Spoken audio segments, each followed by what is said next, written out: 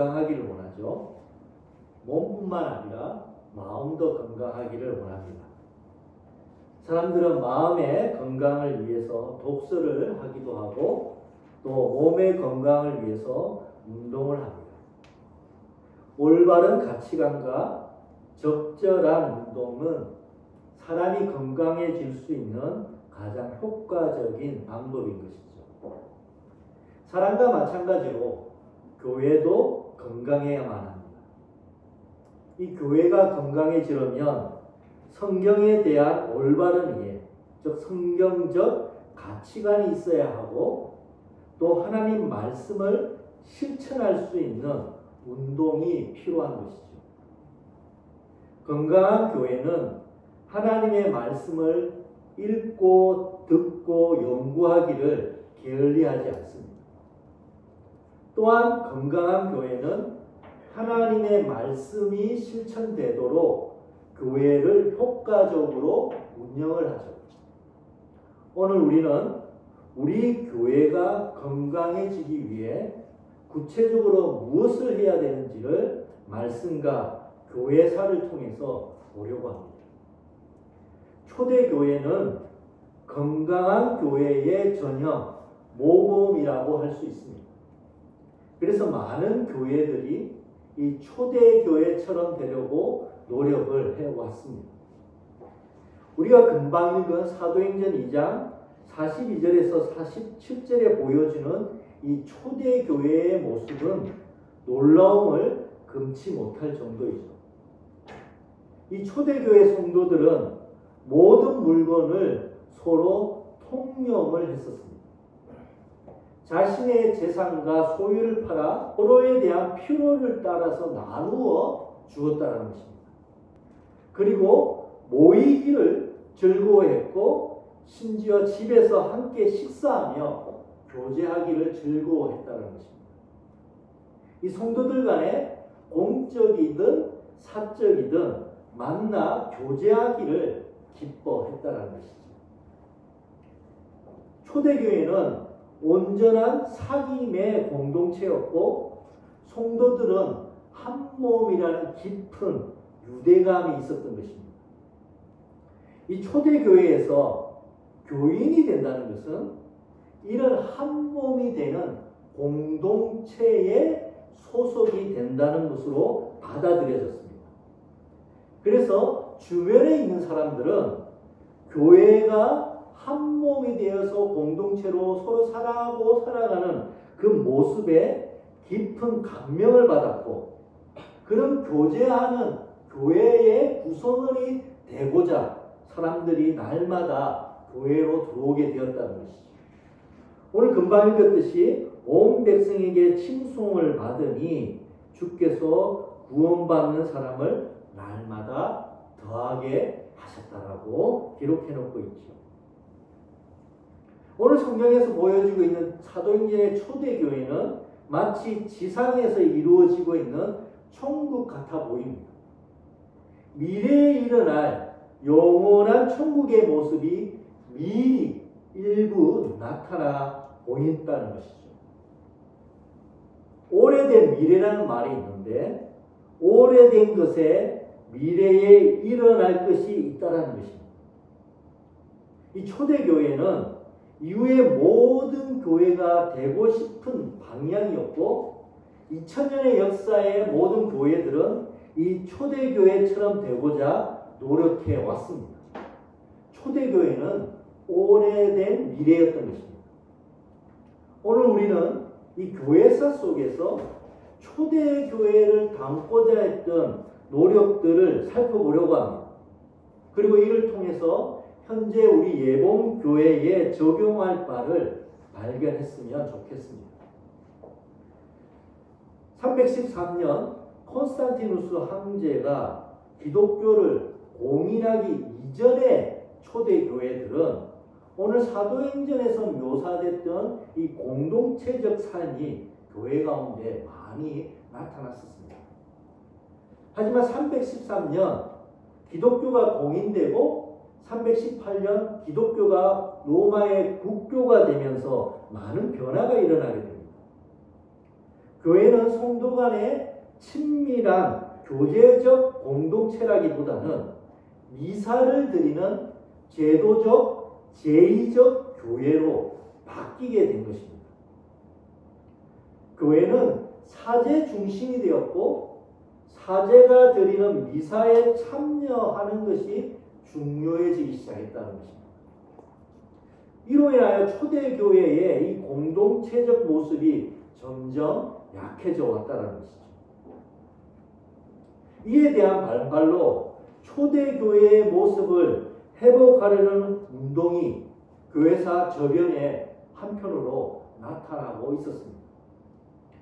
이 종교개혁도 초대교회의 이 모습을 회복하려는 흐름 하에서 일어나게 된 운동이었죠. 종교개혁은 이 사제 중심, 미사 중심의 교회가 되어버린 중세교회를 초대교회처럼 공동체적인 교회, 사귐과 교제가 있는 그 교회가 되려고 했던 그 개혁이기도 했던 것입니다. 실제로 여러 모양으로 초대교회처럼 공동체적 교회가 되려는 시도들이 계속 있어 왔었죠. 이 대표적인 경우가 제세라파라고 알려진 그룹입니다. 이들은 그리스도를 따르는 제자가 된다는 것은 이 초대교회처럼 형제 자매를 사랑하는 것이라면서 철저한 제자도를 강조를 했습니다. 이 제세례파는 공동생활을 하면서 초대교회처럼 재산을 공유하는 파격적인 삶을 살았던 것입니다.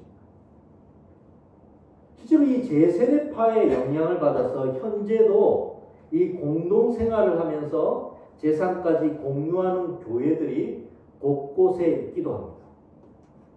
이 제세례파처럼 일정한 장소에서 따로 분리되어 공동생활하는 교회를 수도원적 공동체 운동이라고 부릅니다. 하지만 이 제세례파는 다른 종교개혁자, 특히 칼빈에 의해서 혹독한 비판과 박해를 받게 되죠. 제세례파가 철저한 제자도를 주장한 나머지 제세례파처럼 살지 않으면 제대로 된 교회가 아니라고 다른 교회들을 비판을 했기 때문이죠. 어쨌든 그럼에도 불구하고 이 초대교회의 공동체적인 삶을 회복하려는 이 제세례파의 열정은 참으로 귀하고 또 의미가 있다고 생각이 듭니다. 근데 이 교회사 속에는 이 제세례파처럼 따로 분리되어서 공동생활하는 수도원적 공동체 교회와는 달리 기존 교회 속에서 초대교회와 같은 이 공동체성을 회복하려는 운동들도 흐름들도 있었다는 것이죠. 그 대표적인 경우가 경건주의 운동이라고 알려져 있습니다. 이 경건주의 운동은 종교개혁이 이 경건주의 운동은 17세기에 일어났는데 16세기에 있었던 이 종교개혁이 이 교리적 개혁에만 치우치는 것에 대한 안타까움에서 나온 운동이었습니다. 이 종교개혁이 카톨릭의 교리를 개혁하는 것에 너무 집중되어 있는 나머지 성도들의 실제적인 삶의 변화를 등한시한다는 거였습니다. 그래서 경건주의 운동은 이 교리뿐만 아니라 삶에도 진정한 개혁이 일어나야 한다고 여겼던 제2 종교개혁이라고 불리기도 합니다. 처음에 경건주의 지도자들은 성도들의 영적 성장을 위해서 말씀과 교리를 가르치는 일에 열중을 했었죠. 하지만 오랫동안 말씀을 가르치고 교리를 가르쳤지만은 성도들의 삶의 변화가 잘 일어나지 않는 것을 깨닫게 됩니다. 그래서 고민 끝에 경건주의 지도자들은 성도들을 작은 규모로 자기의 집에 모이게 했죠. 그리고 함께 교제하며 말씀을 나누는 모임을 매주 가지게 된 것입니다. 이런 작은 모임인 이 모임을 경건한 자들의 모임이라고 했기 때문에 경건주의라고 불려지게 됐죠. 이렇게 매주 소수로 신자들이 모여서 교제하고 또 말씀을 들으며 함께 말씀 가운데 교제하며 서로의 삶을 나누었더니 실제로 성도들에게서 영적인 성장이 일어나는 것을 보게 된 것이죠. 그래서 이 경건주의 운동은 더욱더 체계적으로 연령이나 이 성별에 따라서 작은 규모로 모임을 만들었고, 이를 통해서 성도들 간의 교제를 깊게 했었고 공동체적 경험이 일어날 수 있도록 교회를 세워갔던 것입니다. 기존 교회에서 분리되어서 생활하던 공동생활하던 이 제세대파와는 달리 경건주의 운동은 기존 교회 속에서 교회가 초대교회처럼 공동체적 경험이 일어날 수 있도록 하였던 개혁하는 운동이었던 것입니다. 이런 경건주의 운동을 교회 속의 작은 교회 운동이라고 불려집니다. 즉 경건주의는 교회 속의 작은 교회, 즉 소그룹 운동을 시작했던 것이죠. 이러한 경건주의 운동의 영향을 받았던 이가 바로 감리교를 창시했던 존 웨슬레이입니다. 소그룹을 아주 탁월하게 조직을 했었습니다. 소그룹을 이 감리교 용어로는 속회라고 부릅니다. 웨슬레는 이 속회 소그룹을 통해서 성도들이 서로 짐을 나누고 서로 돌보는 교제가 일어나기를 기대를 했던 거죠. 이 성도들은 이 속회 소그룹을 통해서 매주 한 번 저녁에 모였고 서로의 신앙 상태와 어려운 문제를 나누면서 서로 기도하면서 서로 도움을 받게 됩니다.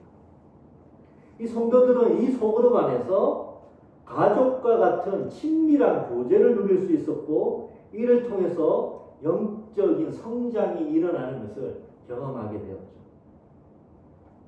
정리해보자면 경건주의 운동이나 웨슬레이 운동은 제세례파처럼 따로 공동생활을 살지 않음에도 불구하고 기존 교회 속에서 성도들이 진정한 교제와 공동체적 성장을 경험할 수 있도록 했는데, 그것이 가능할 수 있었던 이유는 성도들이 작게 모이는 소그룹을 통해서 가능했다는 것이죠. 그래서 교회가 생명이 넘치는 공동체가 되기 위한 효과적인 방법은 소그룹이라고 보았다는 것입니다. 우리 한국교회도 이 초대교회를 담고자 하는 이런 흐름 속에 있었습니다.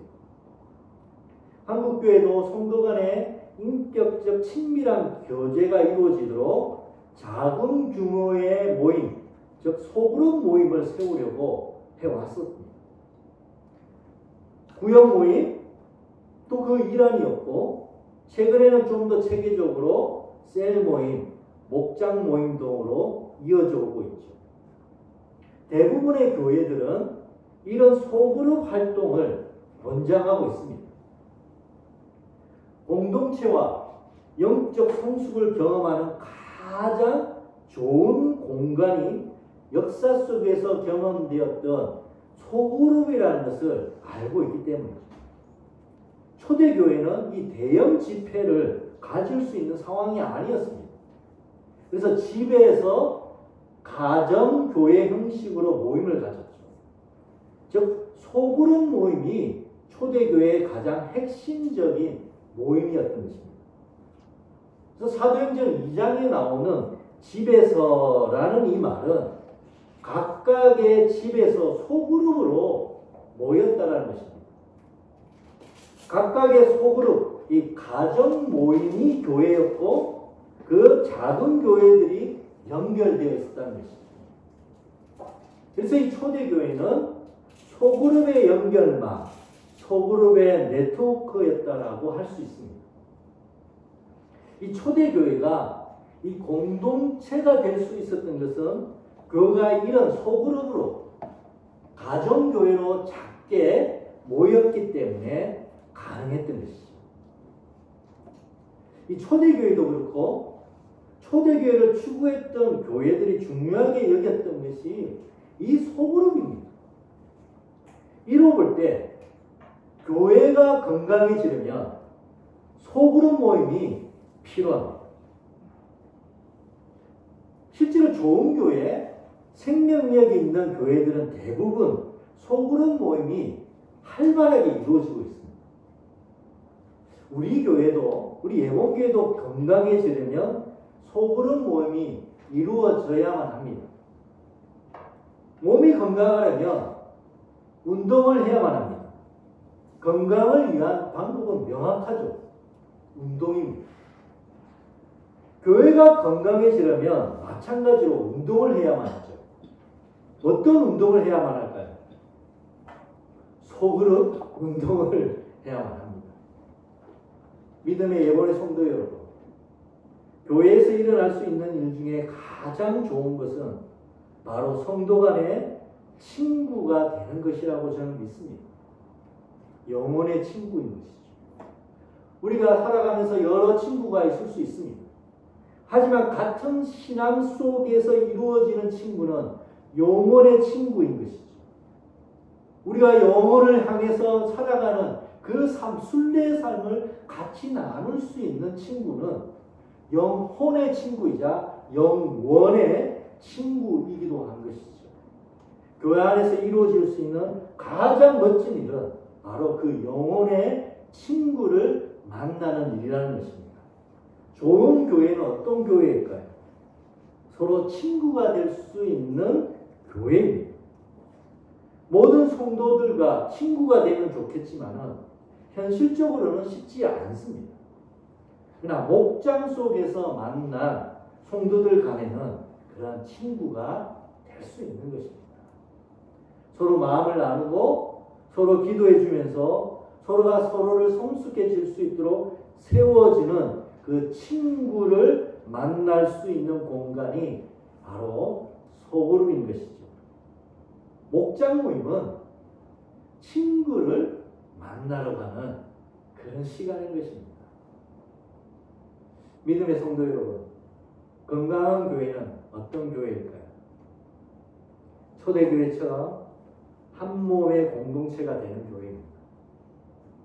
초대교회를 닮는 건강한 교회가 되려면 서로 교제하는 것을 기뻐하며 서로 성장시키는 소그룹 목장 모임이 세워져야만 합니다.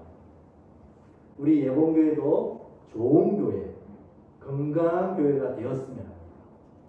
목장 모임이 세워지고 목장을 통해서 서로 친구가 되는 교회가 되었으면 좋겠습니다. 목장 모임을 통해서 성장하는 기쁨을 맛보는 교회가 되었으면 좋겠습니다. 목장 모임을 통해서 새로운 사람이 연결되고 새 생명이 태어나는 일이 있었으면 좋겠습니다. 오늘 성령님이 충만하게 역사하셔서 우리 교회가 한 몸 되는 공동체가 되기를 기도합니다. 우리 교회가 소그룹 목장 모임으로 연결되어서 건강한 교회, 좋은 교회, 새 생명이 태어나는 교회가 되기를 주님의 이름으로 축원드립니다.